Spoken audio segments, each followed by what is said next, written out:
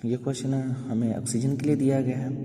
Oxygen का molar mass हमें उन्होंने दिया हुआ है, वो हमें खुद से भी याद होना चाहिए। इसका मोलर मास क्या है, 32 kg पर किलोमोल। इसका हमने इनिशियल प्रेशर उन्हें दिया हुआ है 1.05 बार। इनिशियल टेम्परेचर उन्हें दिया है 15 डिग्री सेल्सियस। इसको हमने कैल्विन में कन्वर्ट कर लेना है, ये आएगा 288 कैल्विन।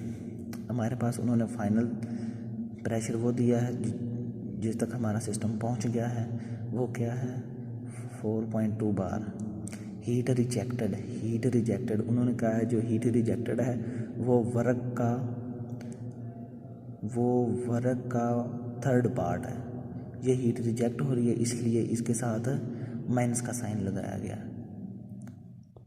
ऑक्सीजन के लिए उन्होंने CV की वैल्यू हमें दी हुई है। CV की वैल्यू क्या है 0.649 किलो जूल पर kg पर केल्विन। हमें फाइंड क्या करना है, फाइनल टेम्परेचर हमें फाइंड करना है।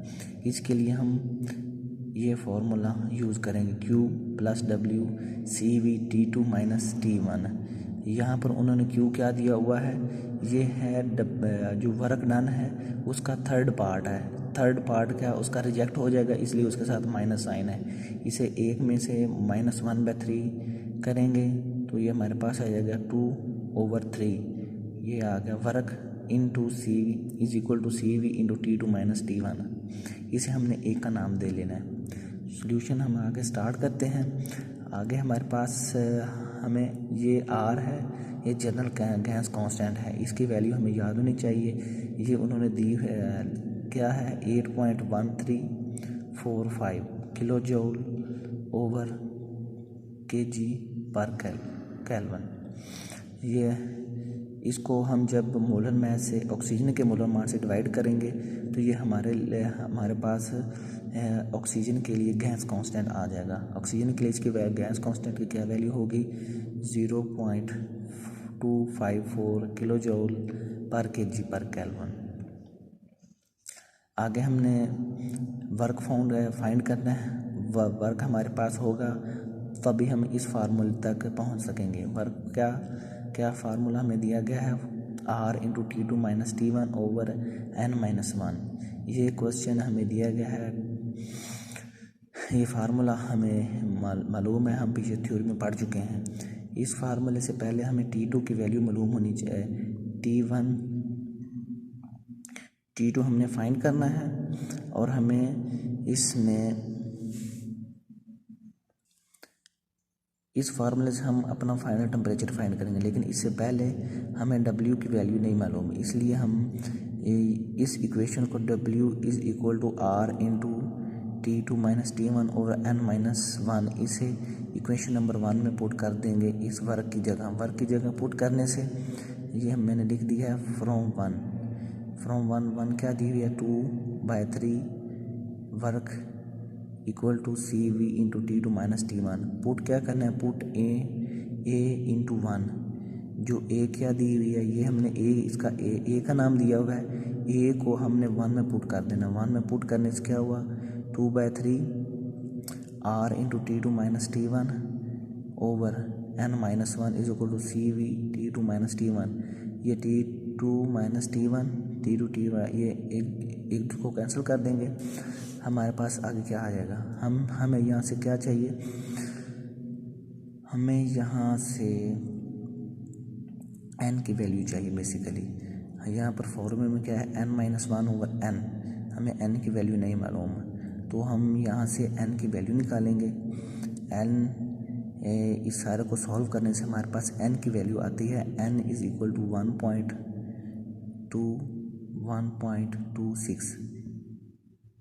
हमारे पास n की वैल्यू आ गई है। इस n की वैल्यू को हम इसमें पुट कर देंगे। हमारे पास क्या है T1 हमें दिया हुआ है। T1 उन्होंने हमें क्या दिया है 15 डिग्री सेल्सियस। हमने इन्हें केल्विन कन्वर्ट किया तो हमारे पास आ गया 288 केल्विन।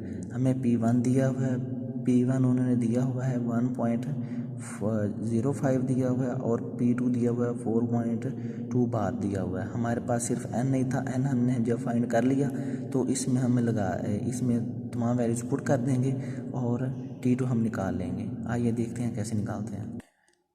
फ्रॉम बी, उस इक्वेशन को हमने बी का नाम दिया हुआ है।